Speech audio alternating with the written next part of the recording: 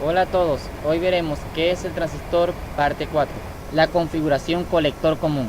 Esta es la última configuración y es utilizada para igualar los niveles de impedancia, ya que tienen una alta impedancia de entrada y una baja impedancia de salida, siendo lo contrario con las configuraciones anteriores. En esta configuración se puede apreciar que el nivel de corriente de entrada es la misma, así como las características que en el emisor común.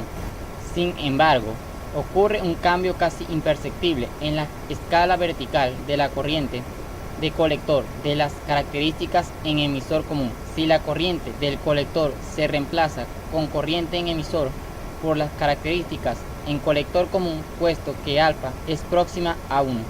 El límite de operación de un transistor especifica que para cada transistor hay una región de operación en las características que garantiza que no exceda las capacidades nominales máximas y que la señal de salida exhiba distorsión mínima. Dicha región se define para las características del transistor. Todos los límites de operación se definen en una hoja de especificaciones del transistor. Algunos de los límites de la operación se explican por sí solos, como la corriente máxima del colector. Normalmente aparece en la hoja de especificaciones como corriente de continua en el colector y el voltaje máximo de colector al emisor, a menudo abreviado VCEO, en la hoja de especificaciones. El nivel máximo de disipación es igual al voltaje colector emisor por corriente de colector. El nivel máximo de disipación de un transistor es igual al voltaje colector emisor por corriente del colector. La región de corte se define como aquella que está debajo de la corriente del colector emisor, base abierta, igual a corriente de colector, y la cual también hay que evitar para que la señal de salida tenga una distorsión mínima.